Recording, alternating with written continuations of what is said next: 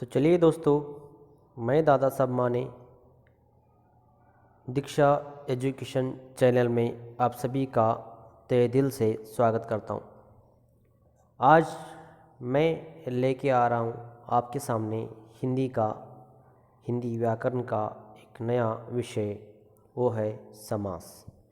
खासकर छात्रों को समास की जानकारी होनी चाहिए। परीक्षा में काफ़ी बार समास के 3-4 सवाल पूछे जाते। तो चलिए आज हम देखेंगे समास के बारे में। यह वीडियो अंत तक देखिए। तो समास का अर्थ हम जानेंगे। समास का अर्थ क्या होता है? समास का तात्पर्य है संक्षिप्तीकरण। मतलब क्या करना है? सरल रूप में उसे सरल करना है, सरल अर्थ में समझने वाला बनाना है। दो या दो से अधिक शब्दों से मिलकर बने हुए एक नवीन एवं सार्थक शब्द को समास कहते हैं। समास जिसे कहा जाता है एक सार्थक अर्थ बने हैं। तो दूसरे अर्थ में बता सकते हैं कि संक्षिप्तीकरण मतलब सरल रूप में उसे प्रस्तुत करना हो।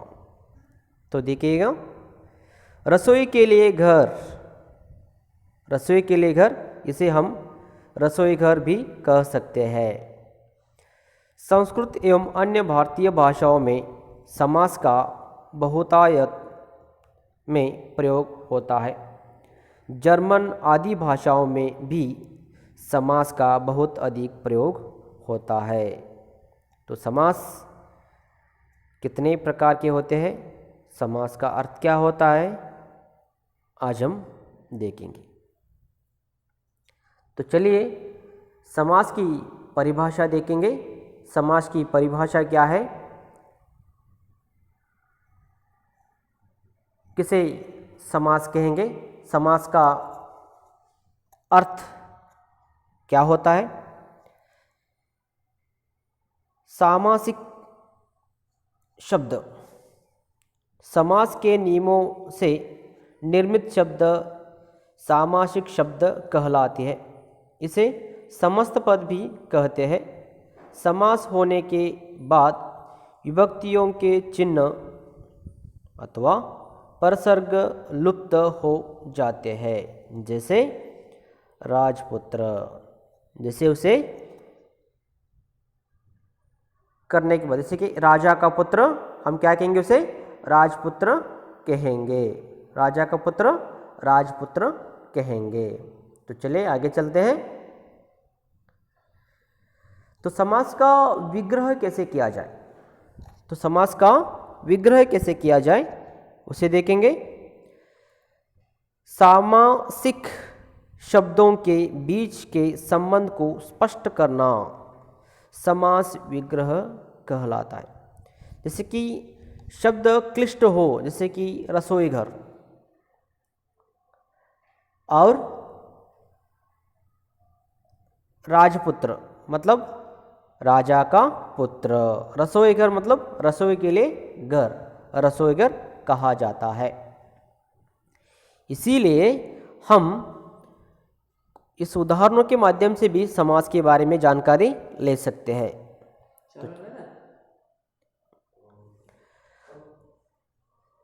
पूर्व पद और उत्तर पद, पूर्व पद और उत्तर पद।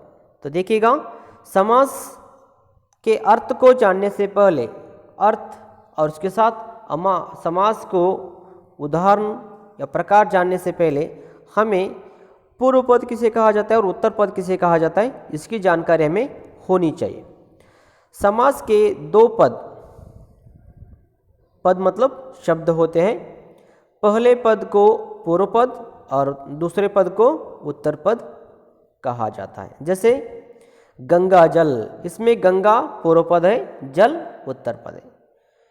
आप समझ चुके होंगे, एक शब्द में पूर्व पद पहला पद, उत्तर पद दूसरा पद। तो चलिए, गंगा जल का उदाहरण आपने देख लिया। गंगा जल, गंगा पूर्व पद है और जल उत्तर पद है। समास के कुछ भेद आपके सामने। समास के 6 भेद होते हैं। समास के कितने भेद है? 6 भेद। उसमें पहला है अव्ययीभाव समास, तत्पुरुष समास, द्विगु समास, द्वंद्व समास, बहुब्रीहि समास और कर्मधारय समास। कुल 6 प्रकारों में समास बांट दिया जाता है। हम एक एक करके उनके बारे में देखेंगे। तो पहला आता है अव्ययीभाव समास। अव्ययीभाव समास मतलब क्या है? कौन से समास को अव्ययीभाव कहा जाता है? कौन से समास को हम अव्ययीभाव कहते हैं? तो देखिए, जिस समास का पहला पद पूर्व पद, जिस समास का पहला पद पूर्व पद प्रधान होता है, प्रधान हो और वह अव्यय हो, उसे अव्ययीभाव समास कहते हैं। जिसमें पहला पद क्या होना चाहिए? प्रधान। प्रधान का अर्थ होता है मुख्य। तो जिस शब्द में, जिस पूर्व पद में प्रधान होता है उसे हम क्या कहेंगे?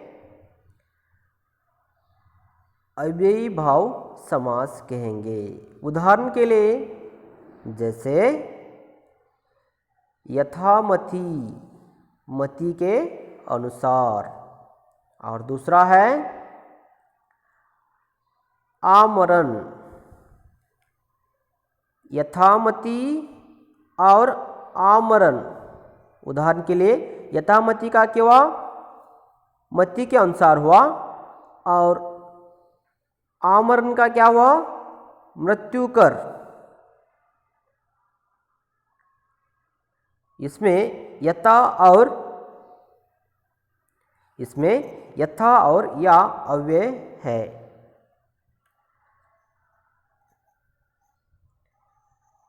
उसके बाद अव्ययीभाव समास के कुछ उदाहरण आपके सामने। आजीवन। आजीवन का अर्थ होता है जीवन भर था सामर्थ्य, उसे हम क्या कहेंगे? आजीवन। दूसरा है यथाशक्ति। यथाशक्ति का अर्थ होता है शक्ति के अनुसार, शक्ति के अनुसार।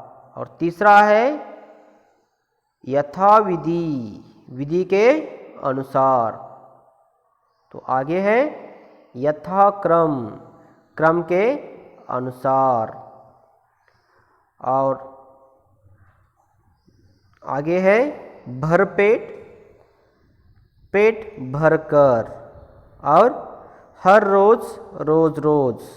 और अंत में है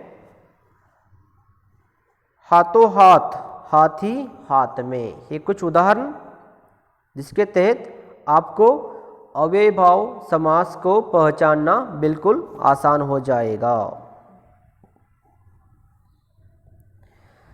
तो अव्ययीभाव समास, इसमें समस्त पद अव्यय बन जाता है। इसमें समस्त पद क्या बन जाता है? अव्यय बन जाता है। अर्थात समास लगाने के बाद आपका रूप कभी नहीं बदलता, उसका रूप कभी नहीं बदलता। इसके साथ विभक्ति चिन्ह भी नहीं लगता। जैसे ऊपर के समस्त पद है,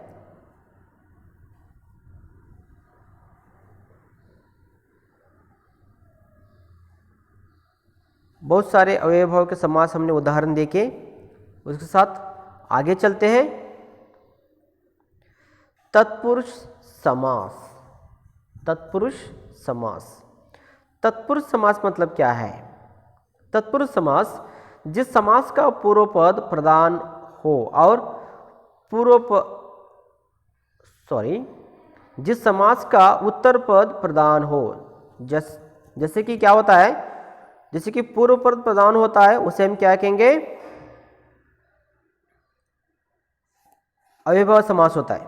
यहां पर उत्तर पद प्रधान होता है उसे हम क्या कहेंगे, उसे हम क्या कहेंगे,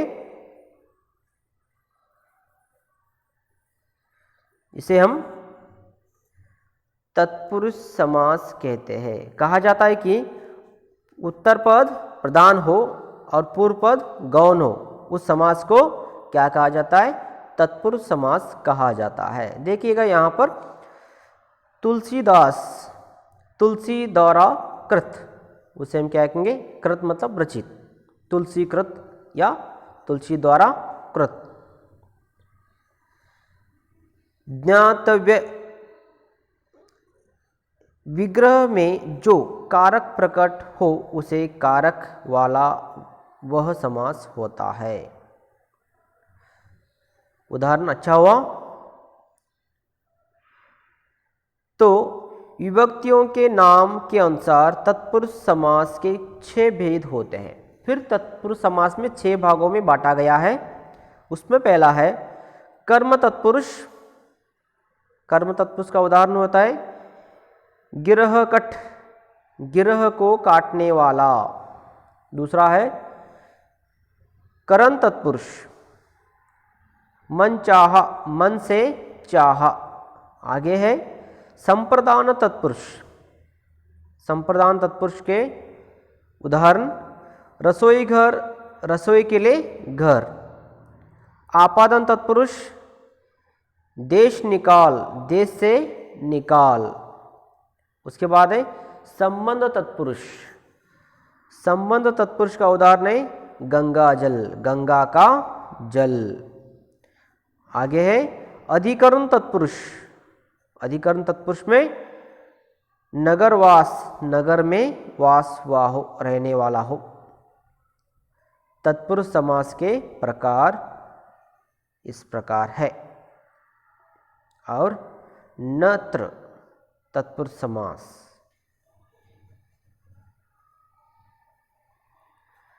कर्मधारय समास आगे आता है। कर्मधारय समास हमने 2 समासों को पढ़ा। पहला है अव्ययभाव समास और दूसरा था तत्पुरुष समास और तीसरा है कर्मधारय समास। कर्मधारय समास मतलब क्या है, कर्मधारय जो हम किया करते हैं। जिस समास का उत्तर पद प्रधान हो और पूर्व पद उत्तर पद में विशेषण विशेष अथवा उपमान उपमेय का संबंध हो वह कर्मधारय समास कहलाता है।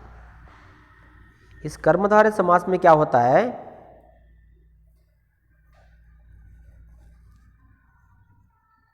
विशेषण विशेष उपमान उपमेय।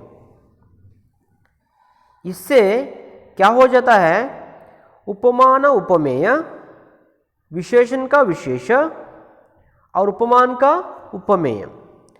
समस्त पद समास विग्रह, समस्त पद समास विग्रह, समस्त पद समास विग्रह। जैसे कि देख लीजिएगा चंद्रमुख, चंद्र जैसा मुख। यहां पर देखिएगा चंद्रमुख मतलब क्या है, चंद्र जैसा, चंद्र कैसा है, जैसा। और दूसरा है कमल नयन, कमल के समान नयन। हमारे नयन कैसे है, कमल के समान है, कमल के समान नयन है। और आगे चलते हैं देह लता, देह रूपी लता।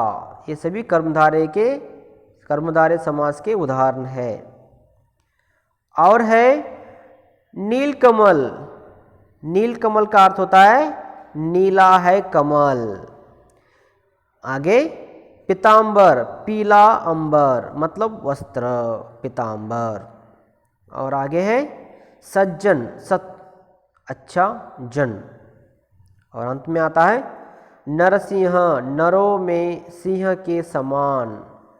ये सभी क्या है, तत्पुरुष समास के उदाहरण है। इसके तहत हम कर्मधारय समास के कुछ उदाहरण हैं। इसके तहत हम कर्मधारय का अर्थ हमने जान लिया और कुछ उदाहरण जान लिए। कर्मधारय समास के बाद आता है द्विगु समास। द्विगु, इसे पहचानना बिल्कुल सरल है। द्विगु समास का अर्थ देखिए, जिस समास का पूर्व पद संख्यावाचक विशेषण हो, जिस समास का पूर्व पद संख्यावाचक विशेषण हो उसे द्विगु समास कहते हैं। इससे समूह अथवा समाहार का बोध होता है। यहाँ पर क्या होता है, पूर्व पद संख्यावाचक विशेषण हो उसे, मतलब यहाँ पर संख्या आती है। जहाँ पर संख्या आ गई झट से हमें मालूम होना चाहिए कि वो कौन सा समास है, द्विगु समास। उदाहरण के लिए द्विगु समास के जैसे समस्त पद समान, समस्त पद समास विग्रह, समस्त पद समास विग्रह। तो देखिए नवग्रह, नव मतलब क्या है, एक संख्या आ जाती है नौ, नौ ग्रहों का समूह। दोपहर, दो पहरों का समूह। जहां पर संख्या आती है झट से हमें मालूम होना चाहिए कि वो कौन सा समास है, द्विगु समास। आगे है त्रिलोक, तीन लोकों का समाहार। तो आगे है चौमास, चार मासों का समूह। और नवरात्र, नवरात्रों का समूह। उसके बाद शताब्दी, 100 अरबों या वर्षों का समूह, उसे हम क्या कहेंगे, शताब्दी। आगे है अठन्नी, 8 अणुओं का समूह। ये सभी क्या है, द्विगु समास के उदाहरण है। अंत में आता है त्र्यंबकेश्वर, 3 लोकों का ईश्वर, उसे हम क्या कहेंगे, त्र्यंबकेश्वर। आगे द्वंद्व समास। द्वंद्व मतलब क्या है, युद्ध। जहां पर क्या होता है, दो शब्दों के बीच में युद्ध होता है। जिस समास के दोनों पद प्रधान होते हैं तथा विग्रह करने पर और अथवा या एवं लगता है वह द्वंद्व समास कहलाता है। यहां पर दो शब्दों के बीच में अपोजिट वर्ड होनी चाहिए, विलोम शब्द होने चाहिए, उसे हम क्या कहेंगे, द्वंद्व समास कहेंगे। तो द्वंद्व समास के कुछ उदाहरण देखेंगे। जैसे समस्त पद समास विग्रह, समस्त पद, तो पाप पुण्य, पाप और पुण्य।